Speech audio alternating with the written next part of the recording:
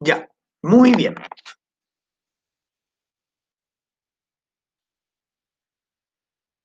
Siendo las 8:33 de la mañana del 17 de junio, damos inicio entonces a la quinta clase ya de este eje de preparación de prueba de transición universitaria, el cual va a consistir en la segunda parte, ¿ya?, de lo que estamos viendo acerca de las bases de la institucionalidad chilena, ¿ya? Este eje temático es bastante denso, yo lo resumí en 3 clases, y lo más triste de todo es que a veces sale una pregunta en toda la prueba. Entonces, hay que verlo de una u otra manera, pero yo avanzo en él, respondemos algunas dudas y muchas de las cuestiones las repasan los chicos porque quedarse desmenuzando en extenso todo esto, para lo poco que se pregunta, quita bastante tiempo. Y aparte los tiempos son acotados. Entonces, clase número 5 entonces, ¿cuál va a ser nuestro objetivo? Si no me escuchan, me tienen que hablar, ¿ya? Relacionar la consagración constitucional de los derechos humanos, así como identificar los principios de nacionalidad y ciudadanía garantizados en la Carta Fundamental de la República de Chile. Vamos a ver. ¿Cuál va a ser nuestra pregunta orientadora? Ya les envié el test, así que lo tienen en su correo.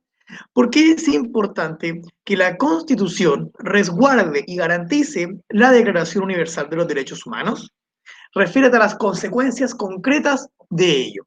¿Se dan cuenta? Una pregunta fácil. ¿Qué es lo que vamos a ver el día de hoy? Constitución política, segunda parte. Vimos la primera parte, las características la semana pasada. Ahora vamos a cerrar el tema de la Constitución política. Derechos constitucionales y derechos humanos, nacionalidad y ciudadanía, y finalmente responsabilidades ciudadanas. Se dan cuenta que es harto, ¿ya? Entonces, déjenme revisar que estén todos más o menos conectados. Tenemos 17 personas, perfecto, seguimos, ¿ya? Si alguien, acuérdense que yo los pierdo en la pantalla, me pueden hablar al WhatsApp, tengo el teléfono al lado, ¿ya? Esta sesión entonces es una continuación de la clase anterior, pero al mismo tiempo se abordarán temas nuevos, propios del área temática en cuestión. Es por ello que se seguirán los siguientes ítems. El primer ítem, Constitución Política, segunda parte, donde vamos a abordar el tema de los derechos constitucionales y los derechos humanos, ¿ya? Y también vamos a abordar el tema de cómo se adquiere y cómo se pierde la nacionalidad y la ciudadanía. Y en segundo lugar, las responsabilidades ciudadanas, que es un cachito lo que se pregunta en la PTU, ya que lo coloqué en esta clase para que no nos siguiera dando vueltas después. Primero, Constitución política, derechos constitucionales y derechos humanos. Antes de partir de lleno, me gustaría que zanjáramos algunos conceptos que siempre inducen al error en los estudiantes y que son conceptos que muchas veces significan lo mismo. Derechos constitucionales, derechos fundamentales, derechos humanos y en última instancia, derechos de primera, segunda y tercera generación. ¿Alguno de ustedes ha escuchado estos conceptos? ¿Pueden hablar?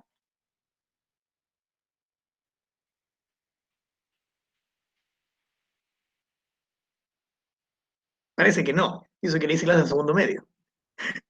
¿Cómo se relacionan estos conceptos? ¿Ya? ¿Cuál es la síntesis para poder agruparlos todos? La primera, todos los seres humanos tienen derechos humanos, ¿ya? Los cuales se alzan como derechos fundamentales de las personas. Ahí tenemos la primera relación. ¿Ya? Los derechos humanos son derechos fundamentales, ¿ya? Entonces, cuando revisamos acá ya tenemos una asociación, ¿ya? Derechos fundamentales.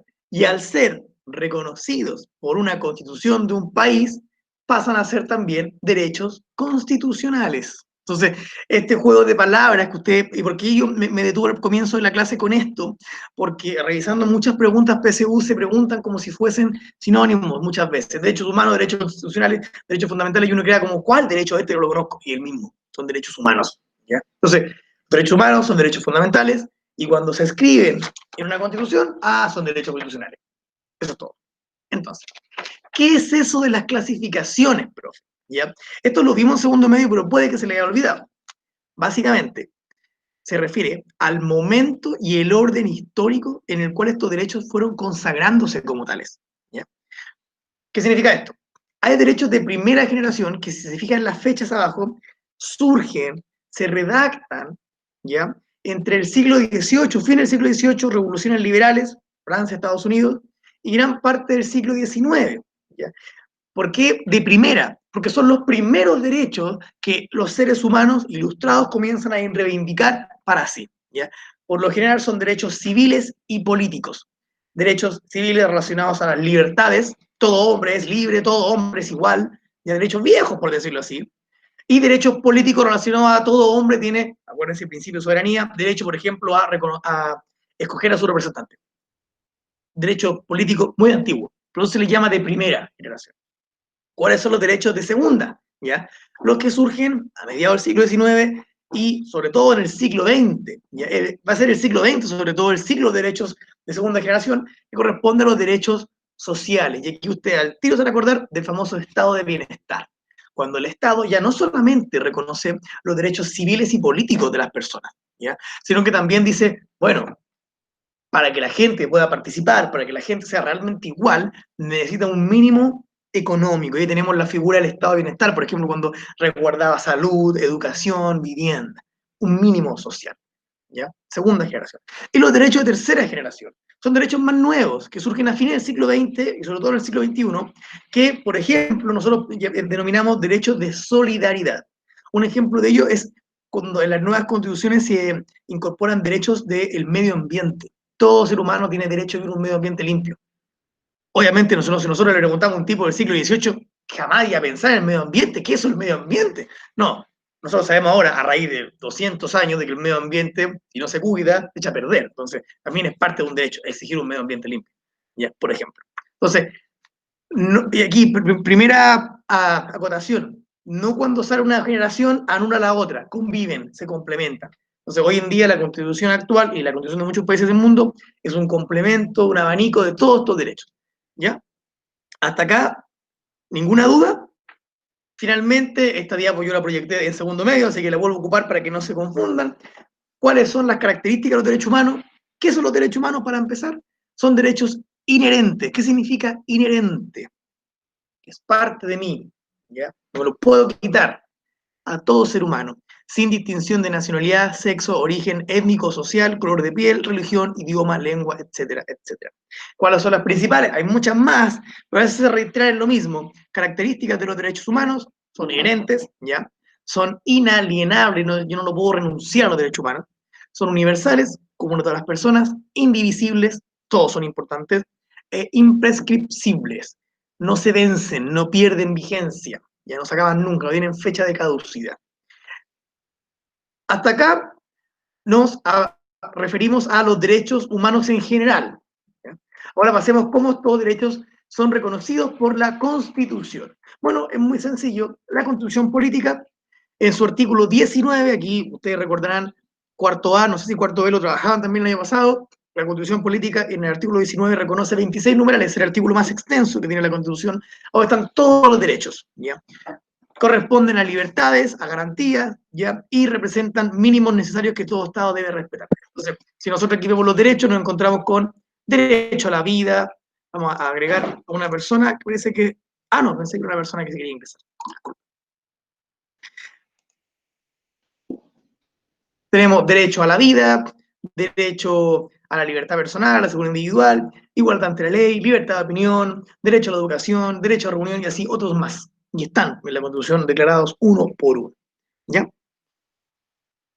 Pregunta PSU, ¿les parece para que calentemos los motores? Ya. ¿Cuál es la pregunta? Le voy a dar un minuto, está muy fácil. Ya. Nuestra Carta Fundamental garantiza un conjunto de derechos individuales a todas las personas que habitan el territorio del Estado de Chile. Sobre ellos es correcto señalar que, pregunta cualquiera, están contenidos en el capítulo 4 de la Constitución Política de la República, se clasifican en políticos, civiles y socioeconómicos, se aplican solo a los chilenos del territorio de Chile continental, solo gozan de ellos quienes posean la calidad de ciudadanos, el Estado puede suspender estos derechos en cualquier circunstancia. Un minuto y voy a preguntar a una persona. Vamos.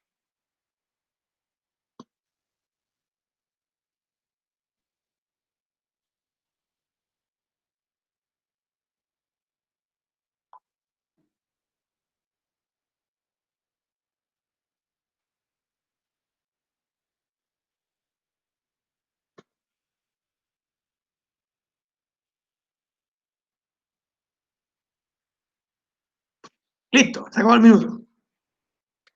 A ver, responda la que usted cree que no es. Vamos a hacerlo al revés. Que no es. Ricardo Huircapán. ¿Me escucha, Ricardo?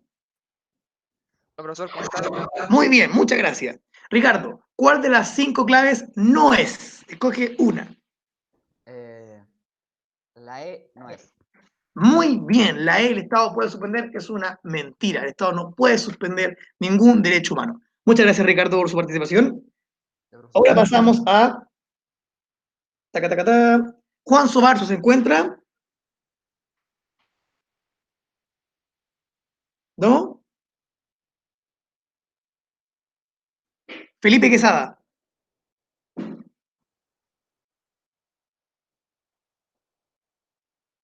¿Tampoco, Felipe? ¿Perdón? Está ausente. Está ausente. Ya, muchas gracias. Daniel Vizcarra. Siguiente clave que no sea.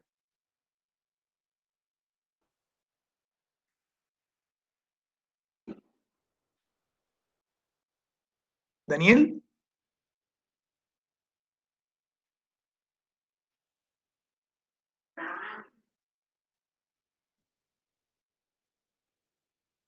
¿Está por ahí?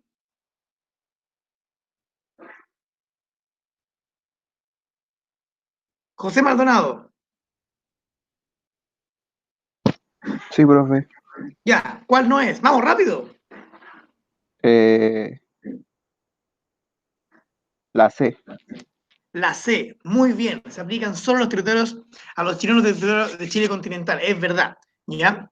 Última persona. ¿Cuál cree que es la correcta? Catalina Torres.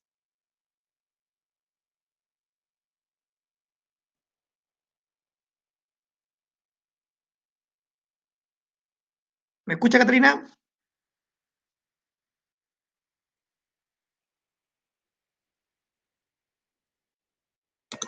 Ay, no me funcionaba el micrófono. Ah, ya, muy bien. ¿Cuál cree que es la correcta? A ver. Mm, mm, mm. La D, La D. ¿o no? Solo gozan de ellos quienes poseen la calidad de ciudadanos. Lamentablemente equivocado, ¿ya? Porque recuerden que los derechos humanos se aplican a todas las personas del mundo, ¿ya? Independientes posean la ciudadanía o no. ¿Qué significaría afirmar esta respuesta? Que, por ejemplo, ustedes, que son menores de 18 años, técnicamente no ciudadanos del país, no tendrían derechos humanos. Y eso sería terrible. Entonces, la respuesta correcta es la letra B. Se clasifican en políticos, civiles y socioeconómicos. ¿Ya? ¿Por qué no puede ser la A? Primero, porque no teníamos información acá, y segundo, porque, a modo, se nos sabe, no están en el capítulo cuarto. Entonces, uno puede decir que se clasifican en derechos de generaciones. ¿Ya? Bien, vamos. Siguiente pregunta. Los derechos esenciales del hombre no nacen del hecho de ser nacional de determinado Estado, sino que tienen como fundamento los atributos de la persona humana, razón por la cual justifican una protección internacional de naturaleza convencional, coadyuvante o complementaria de la que ofrece el derecho interno de los Estados americanos. O sea, sencillo, los derechos humanos rigen a todos los individuos del mundo de todos los estados, ¿ya? Y que se alzan de forma paralela a las constituciones que también los reconocen. ¿Ya? Los hay, son declaración universal y después vienen nuestras constituciones. Según el texto y considerando sus conocimientos, es posible concluir que los derechos esenciales son inherentes al ser humano, son protegidos internacionalmente y constituyen el último límite de la soberanía de un Estado. A ver, un minuto. Vamos. Profe, ¿qué es coadyuvante? Complementario. Ahora,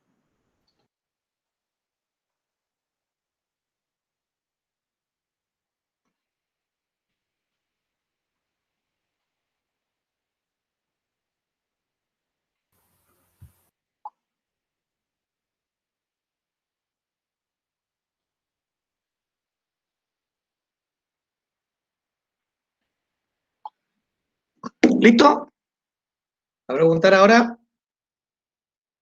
Josefa Díaz, ¿cuál cree que es la correcta? Aquí hay una clave que es difícil, yo lo sé. La D. La B, 1 y 2. ¿Por qué no marcó la 3? ¿Por qué no la entendió o porque dice que no? Porque las Sinceramente. dos. No la entendí y también digo que no. Ya, aquí hay un problema, porque efectivamente, como apela a sus conocimientos, uno dice que esta cuestión de constituye el último límite. Ya, aquí se lo voy a explicar yo, chiquillos, ¿ya?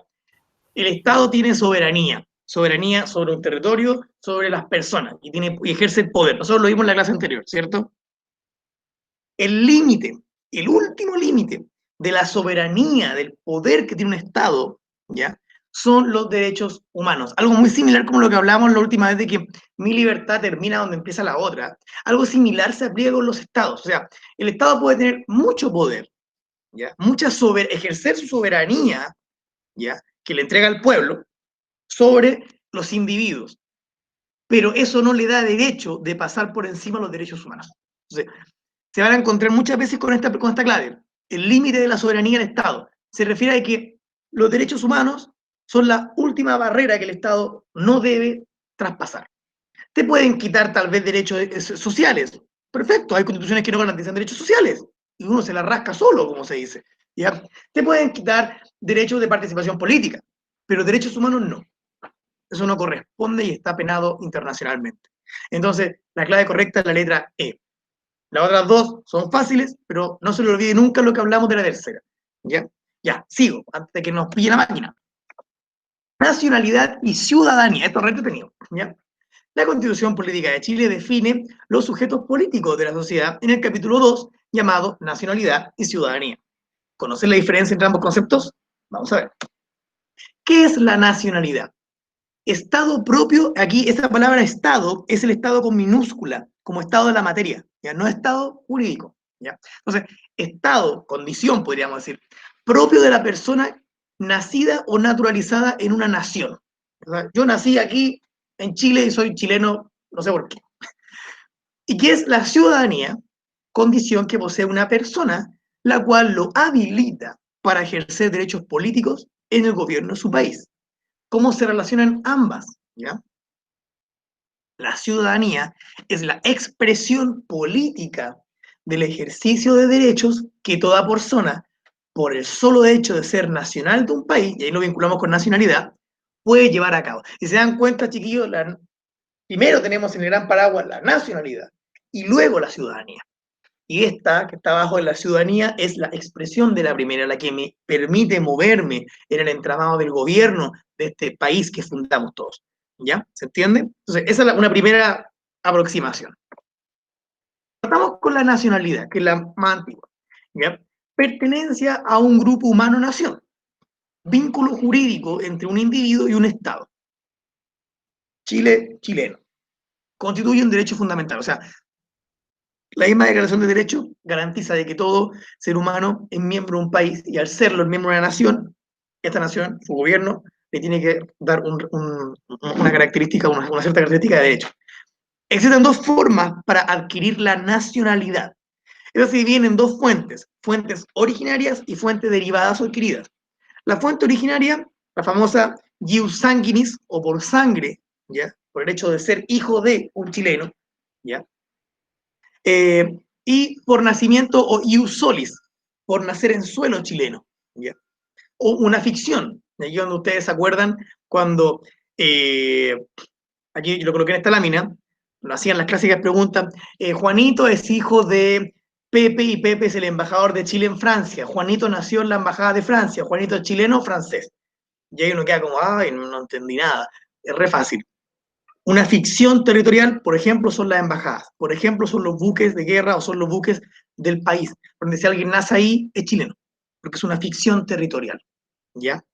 Ahora, si Juanito, que nació en la embajada de Francia, se cría en Francia, por el solo hecho de ser hijo de chileno, puede a los 18 años escoger con qué nacionalidad se queda, ¿ya? ¿Se entiende? Entonces, tenemos dos principales formas de obtener la nacionalidad por sangre, hijo de, y ahí se cumplen ambas, porque Juanito es hijo de Pepe, y Pepe el embajador, y Pepe es chileno, entonces tenemos ahí dos, hijo de chileno, y al mismo tiempo nació en una ficción territorial chilena. ¿Hasta acá alguna duda respecto a estas dos formas de adquirir la nacionalidad? Ius solis, ius sanguinis, es re fácil, ¿no? Ya sigo. Y por fuentes derivadas. Y aquí tenemos dos otras formas de adquirir la nacionalidad. La nacionalidad por carta, que son aquellos extranjeros que formalmente van al registro civil y piden la nacionalidad. Para ello, tienen que rechazar la anterior. Yo no puedo tener un abanico de nacionalidades. Oh, tía, soy peruano, soy alemán, no, tengo una más. Salvo con algunos países, si no me equivoco, con España existe un acuerdo donde se permite la doble nacionalidad, español-chileno. ¿Ya? Y por gracia, otorgados a aquellos extranjeros que han servido al país. Pues está el ejemplo ahí de Andrés Bello, Marcelo Martichotto, Horst Polman, que debido ya sea porque son extranjeros que prestaron mucho apoyo al país en diferentes áreas, el Estado de Chile les regala la nacionalidad y no necesariamente tiene que rechazar la anterior. Por eso, por gracia, es un regalo, ¿ya? Por los servicios prestados. ¿Ya? Esas son las formas de ser chileno. Ojo, no ser ciudadano chileno. ¿Ya? Sí, muy importante. Y la nacionalidad, tal como se puede ganar, obtener, también se puede perder. La primera causa de pérdida es por cancelación de la carta de nacionalidad, o sea, este extranjero que la pidió, después se arrepintió, la canceló y se va. ¿Ya?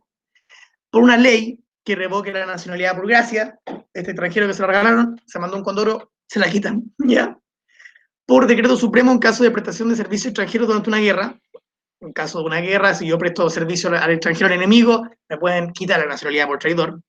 Y por renuncia voluntaria manifestada ante la autoridad chilena previa nacionalización del país extranjero. O sea, simplemente yo me voy, ya, salvo en el caso de España, ¿verdad? Entonces, se puede recuperar haciendo el proceso inverso. Entonces, respecto a la nacionalidad, es re fácil, ¿ya? Nos habilita para ser de un país, ¿ya? Pero de un país. Ni siquiera aún hemos tenido derechos sobre ese país. Pues pasemos ahora a los derechos. ¿A quién me da derecho la nacionalidad chilena? A adquirir el estatus jurídico de ciudadano, lo cual me habilita para participar de la política de mi país a través del sufragio de la postulación a cargos públicos. Entonces, el ciudadano es aquel nacional, fíjense cómo se define la ciudadanía. El ciudadano es aquel nacional de un Estado que puede participar a plenitud en la vida política del mismo, ejerciendo los deberes y los derechos políticos. ¿Cuáles son los requisitos para ser ciudadano de Chile? Ser chileno. Y ahí, ser chileno, tenemos todas las otras causales de la nacionalidad que vimos, ¿ya? Como sea, pero ser chileno. Ser mayor de 18 años, ¿ya? Y los que no hayan sido condenados a pena aflictiva. Si yo estoy preso, no puedo ser ciudadano, ¿ya? Es muy importante. Pérdida de la ciudadanía. Por la pérdida de nacionalidad, si me voy a otro país, chao, obviamente pierdo los derechos en este país. Por condena a pena aflictiva, si yo cometo una falta y voy preso, ¿ya? Pena aflictiva se refiere a eso, de 3 años y un día, se me suspende la ciudadanía. No se me quita, pero se me suspende. Y luego tengo que apelar al Senado para que se me vuelva a conceder. Por delito que la ley califique como terrorista, y se relaciona mucho con el punto anterior, y en caso de demencia, de gente que no está habilitada mentalmente para participar de la política, también se le suspende. ¿Ya? Hasta acá. ¿Alguna duda? Porque nuevamente nosotros pasamos a en qué consiste la ciudadanía y obviamente nos entendemos que desde una perspectiva tradicional nos permite habilitar para votar, optar a cargos públicos, ser miembro de un partido político, participar, en el fondo, aquí lo vinculamos con la participación ciudadana. ¿Ya? Ahora, una pregunta que muchos estudiantes se hacen. Profe, yo soy estudiante, no tengo 18 años. Técnicamente no soy ciudadano, pero puedo participar. Obviamente uno participa de muchas otras formas en la construcción del país. O sea, el cabildo, la junta de vecinos. Yo puedo participar en la junta de vecinos, ser menor de edad, pero participo de otras cosas. Tal vez no voy a ser el presidente de la junta de vecinos, pero puedo participar igual de las discusiones. Y hay que van a enriquecer la comunidad vecinal. O sea, no es como que yo tengo 18, hasta que no tenga 18 yo no puedo hacer nada. No. Y tampoco hay que verlo tan taxativo. ¿Se entiende? Respecto a los extranjeros, siempre hace la pregunta, profe, los colombianos, venezolanos y tienes que ir a Chile, ¿qué son entonces? Son extranjeros, son chilenos, ¿se están tramitando su nacionalidad? Todavía no, ¿ya? Son ciudadanos, la ley habilita que más de 5 años en el país, aún no siendo nacional, se le puede conceder la ciudadanía, ¿ya? Siempre y cuando también esté tramitando sus papeles para ser chileno, pero se le habilita, porque en el fondo tú estás en un país ajeno mucho tiempo y eres parte también del país. Hasta acá, ¿alguna duda, chicos, respecto a nacionalidad y ciudadanía? Díganme sí o no. No, profe. No se entiende. Genial. Recuerden, chiquillos, que yo les subí a la página mía, cada clase va acompañada de una carpeta. y dentro de la carpeta hay un facsímil de 10 preguntas, ¿ya?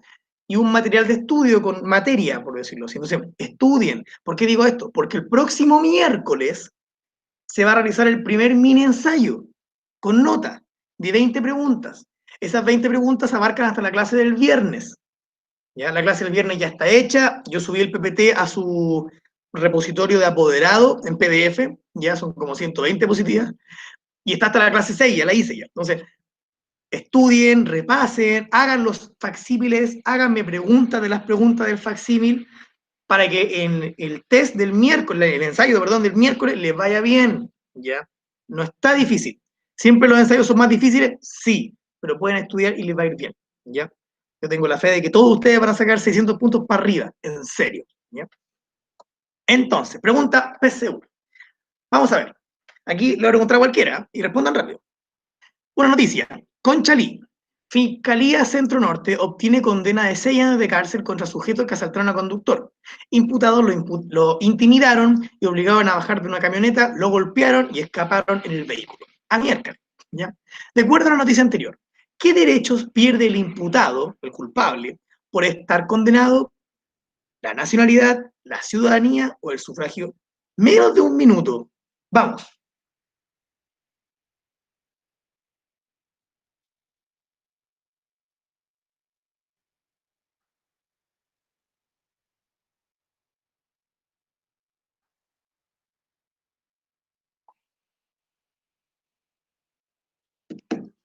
Listo. Es muy fácil. Antonia Pérez, ¿me escucha?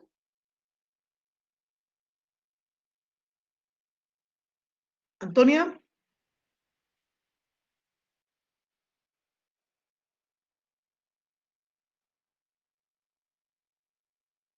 parece que no está. Javiera Soto,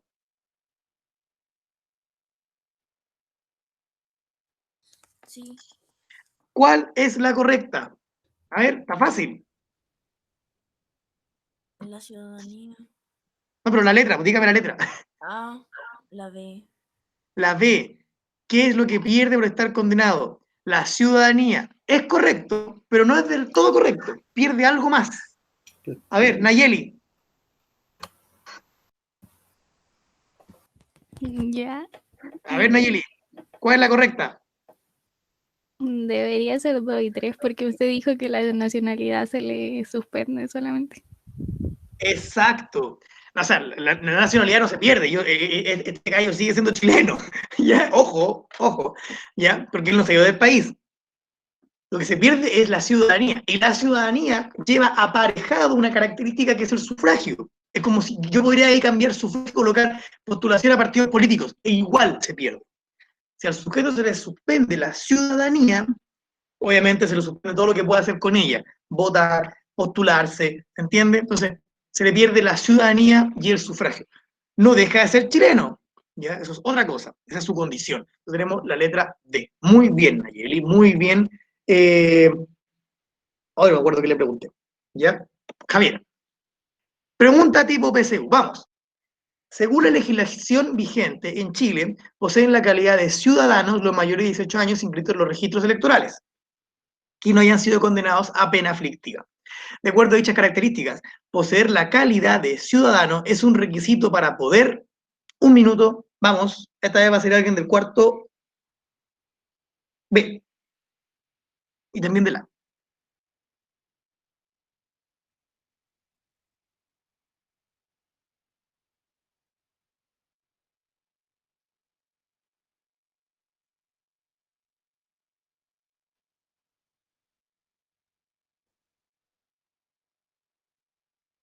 Listo.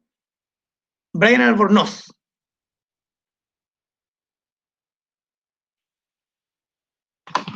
Espere, profe, estoy viendo. Ya. Vamos. ¿Cuál cree que es la correcta?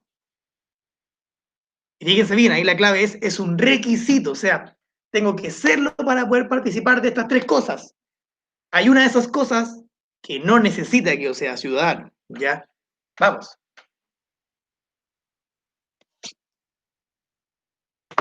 Yo creo que la C. 1 y 2. ¿Respuesta definitiva? Sí. ¿Por qué? A ver, argumente. Porque usted dijo que cuando eran ciudadanos era al tener 18 años y tienen derecho a votar y optar por cargo de elección popular. Entonces, ¿qué va a hacer con la tercera Sí. clave? Si Eh, usted, si quiere, ¿podría unirse a algún grupo de Greenpeace, por ejemplo, siendo menor de edad? no, Ah, sí, me tienes que decir que sí. Sí, pues Brian. O sea, es un ejemplo de Greenpeace, pero yo, por ejemplo, ¿tú puedes participar en alguna organización medioambiental de cuidado de tu barrio, del medio ambiente? Sí, pues. sí, sí. No tengo que tener 18 años, ¿ya? Tal vez para ser el presidente de la organización, pero para participar, no. No es Profe, excluyente. Dígame, en Greenpeace sí se puede menor de 18. perdón, no escuché. En Greenpeace sí se puede menor de 18. Es que se puede, ¿verdad? ¿Sí? Ujú. ¿No ven? Gracias. ¿Quién me respondió? Lucas. Gracias, Lucas.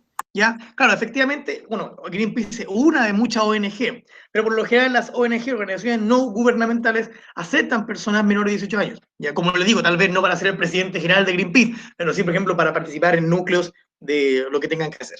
¿Ya? Entonces, muy bien, chicos. Pasemos ahora a la última parte de la clase, que tiene que ver con las responsabilidades ciudadanas. ¿Ya? Entonces, aquí yo voy a mostrar un video al final de la clase, así que cerremos esto para que veamos el video. ¿Qué es lo que debemos saber de las responsabilidades ciudadanas? Primero, aquí hay una definición que también se encuentra en su guía de materia. Responsabilidad. ¿Qué entendemos por responsabilidad? Es la capacidad de todo sujeto de derecho para reconocer y aceptar las consecuencias de un hecho realizado, que es un deber. Es algo a lo que está obligada una persona por ley divina, natural o positiva. ¿Ya? Positiva se refiere a leyes. Obligación, vínculo que surge de la ley, que sujeta a hacer o abstenerse a hacer algo. ¿Ya? Entonces, sabemos aquí, los derechos garantizados por la ley de un Estado van acompañados siempre de deberes. Esto lo enseñan de que quedan chiquitos. ¿Por qué? Al vivir en una comunidad necesariamente existen responsabilidades que hacen posible la vida entre todos. De esta manera, la responsabilidad civil entre nosotros implica hacer lo que la ley manda, abstenerse de lo que la ley prohíbe y decidir en libertad, dependiendo de cada situación, el hacer o abstenerse de lo que la ley permite. Entonces, el cumplimiento de las leyes y normas inciden directamente en el bienestar común, ya que favorecen la convivencia en sociedad. O sea, así como la Constitución declara derechos, también declara deberes que deben cumplir los seres humanos, miembros de una comunidad. ¿Ya? ¿Cuáles son las responsabilidades que tiene la ciudadanía? La primera responsabilidad es el cumplimiento de las leyes y las normas. Las leyes, no se olviden nunca, tres cosas: mandan, prohíben y permiten. Por lo que hay que hacer lo que la ley manda, por ejemplo, pagar impuestos, ya lo que me dice que hay que hacer, ¿ya? Abstenerse de lo que la ley prohíbe no hacer, un ejemplo clásico, la ley del tránsito, uno sabe lo que debe hacer, lo que no debe hacer, ¿ya? Abstenerse de lo que la ley prohíbe y hacer lo que la ley permite, libertad de expresión, libertad de reunión, etcétera, etcétera. ¿Ya? Entonces, ley manda, prohíbe y permite, siempre, en todas las leyes del mundo, ¿ya? La ley es así. ¿Qué otra responsabilidad ciudadana? Primero, el cuidado de los espacios públicos. ¿Por qué? Ya que estos pertenecen a toda la comunidad, suponiendo un uso social y efectivo. ¿Cómo? Cuidándolos. ¿Ya? Al principio solamente era cuidándolos, como, hay que cuidar la placita, no tirar los bailes al suelo, pero también se agrega un apartado que es conviviendo de forma respetuosa. ¿Ya? ¿Por qué? Y esto es muy importante por el tema de la discriminación, ojo. ¿Ya? Yo puedo vivir en una comunidad y mantenerla muy limpia, pero también es una responsabilidad ciudadana contribuir a la buena convivencia. Porque si yo soy una persona muy desgraciada y molesto a la gente que está al lado mío e impido el buen vivir, porque hay gente que no sabe vivir en sociedad, ¿ya? Y es muy mala pulga, también estoy atentando contra una responsabilidad ciudadana que es el tema de la convivencia, ¿ya? Oye, pero si yo limpié el parque, sí, pero cada vez que pasa una señora o un cabro lo insulta o lo tratan mal, o sea, no está favoreciendo la convivencia, aunque cuide el pasto. ¿Ya? O sea, son cosas que se han ampliado con el tiempo y sobre todo con el tema de la discriminación, por todo tipo. Muy importante. Y la última responsabilidad, aquí yo me detengo un poco porque a veces hacen preguntas de esto, tiene que ver con las obligaciones tributarias de la empresa. Cuando hablamos de tributo nos referimos a los impuestos, ¿ya? Los impuestos son deducciones legales y obligatorias exigibles a las rentas de empresas e individuos, rentas capital que perciben, ¿ya? Esto significa que los impuestos son una carga que las personas deben pagar al Estado para que el Estado cobre impuestos, financiar gran parte de sus gastos y obligaciones.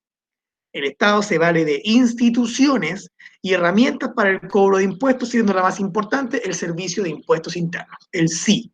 ¿Ya?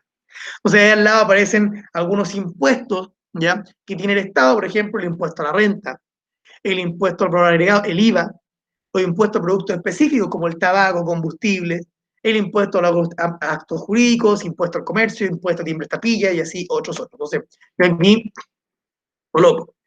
En síntesis, los impuestos. Los impuestos son entonces, aquí no se lo olvide nunca, cargas legales y obligatorias que todos los individuos deben pagar al Estado, el cual posee un sistema tributario para este fin. Hay dos tipos principales de impuestos. El impuesto directo, que son aquellos cobrados directamente sobre el ingreso de las empresas o personas. Algunas empresas, algunas personas que tienen un sueldo o una renta muy alta, también se le cobra un impuesto legal que se le cobra por ganar más. En teoría, los impuestos son aplicables a aquellas personas que tienen más que a los que tienen menos, son proporcionales. El impuesto indirecto, que son aquellos impuestos que gravan el consumo de las personas.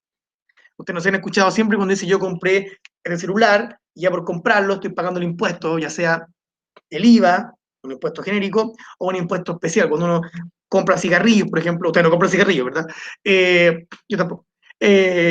Nunca se han preguntado por qué el cigarrillo no te lo venden con boleta, porque el cigarrillo ya tiene un impuesto que se le pagó. Entonces, el que lo vende no puede hacer una boleta porque estaría cobrando 2 veces. Entonces, o al alcohol, por ejemplo, siempre se ha tramitado de que el alcohol se le suba el impuesto, porque si no los cabros toman mucho, ¿ya?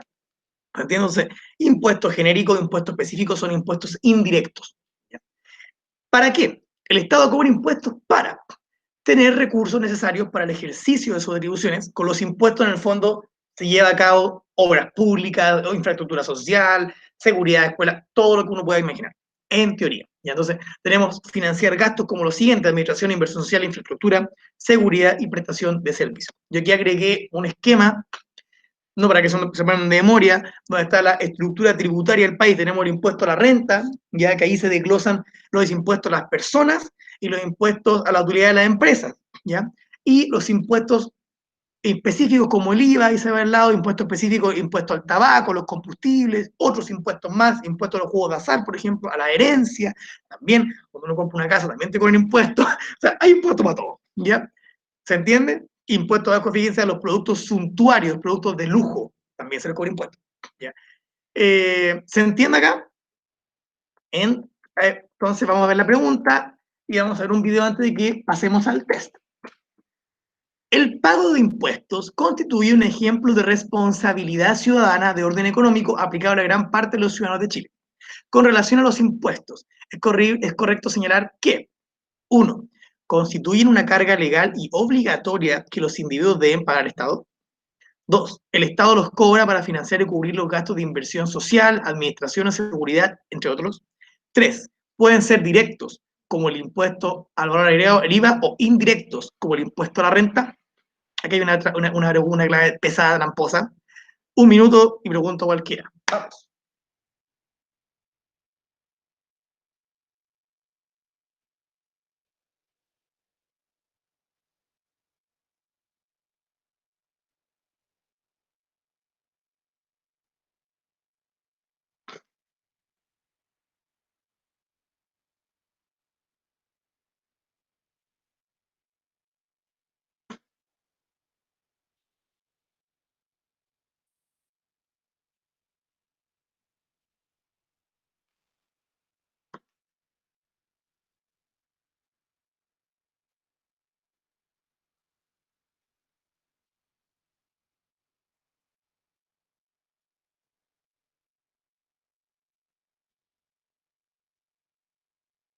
Listo.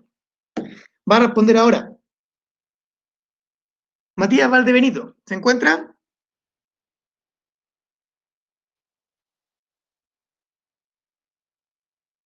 No está. Rocío Salazar.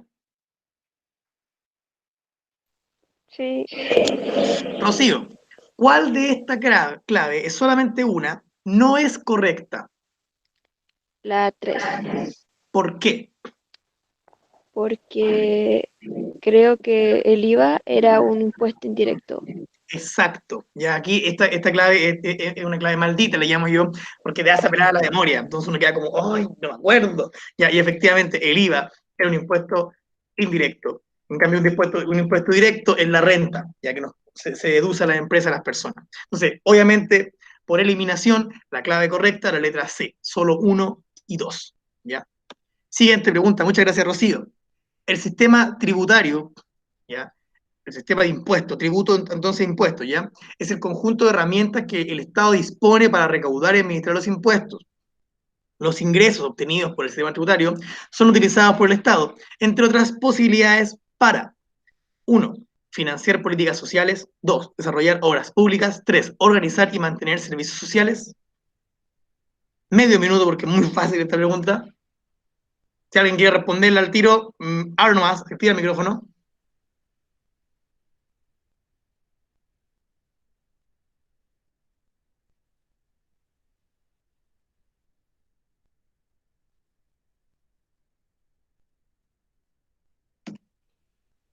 ¿Nadie se atreve todavía? Sería la E.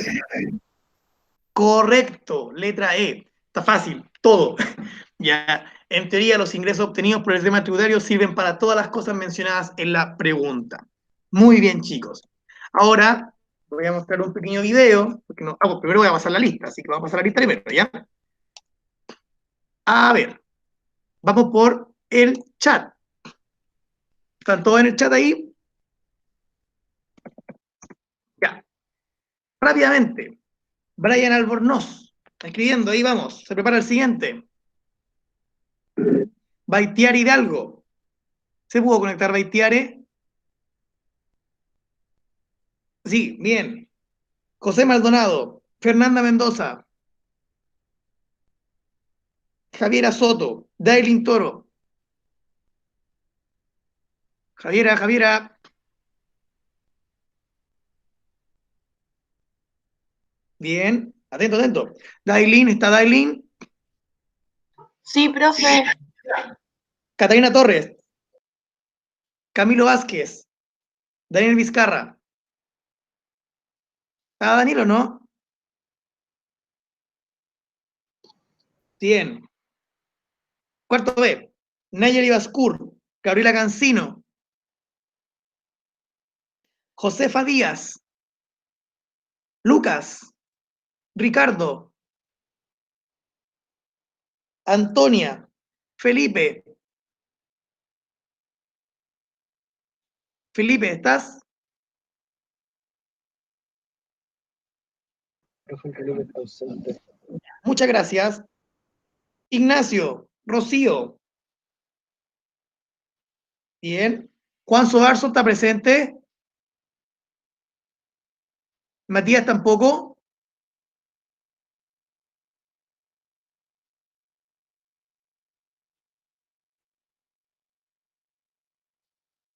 Ya.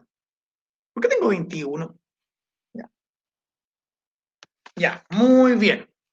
Tenemos tiempo. Vamos a hacer el video rápidamente antes que nos pille la máquina. Por WhatsApp me dicen si se escucha. Voy a hacer el cambio de audio, ¿ya?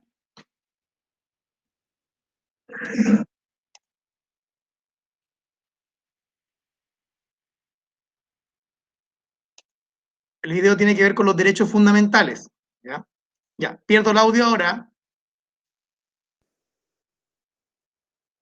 Tuviéramos que conceptualizar y categorizar los derechos fundamentales, yo los categorizaría en 3, ¿ya? De los que están resguardados en la Constitución, ¿verdad? Primero tiene un encabezado y dice, la Constitución asegura a todas las personas, y después viene numeral 1, numeral 2, numeral 3, numeral 4, con distintos derechos fundamentales. Si tuviéramos que categorizarlo en 3, lo categorizaríamos de la siguiente manera. Existen derechos de primera generación o libertades clásicas, derechos de segunda generación o derechos sociales o de carácter prestacional, y derechos de tercera generación, o más bien también llamados derechos del desarrollo, ¿ya? Ejemplos de los primeros tipos de derechos. Derecho de primera generación, libertades clásicas. ¿Cuál es la diferencia entre ellos? El rol que cumple el Estado. En los derechos de primera generación o libertades clásicas, el rol del Estado es de abstención. el Estado no se puede involucrar, ¿cierto? No tiene un rol activo en ese tipo de derechos.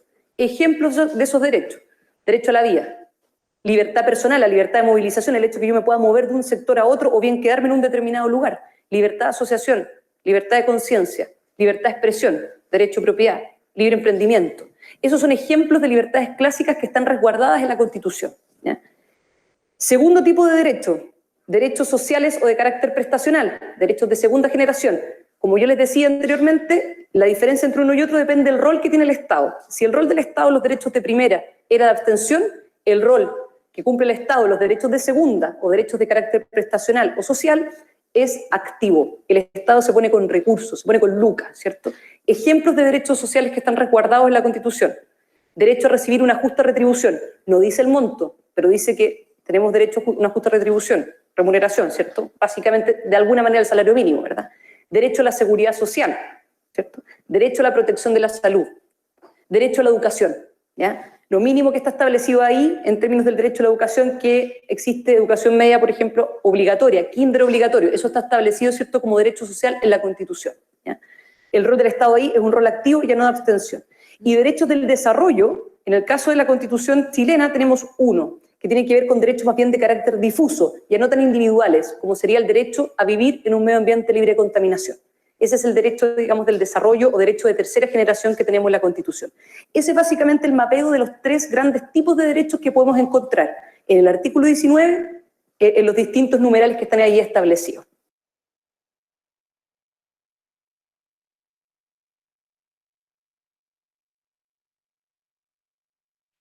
Muy bien, ¿me escuchan de nuevo?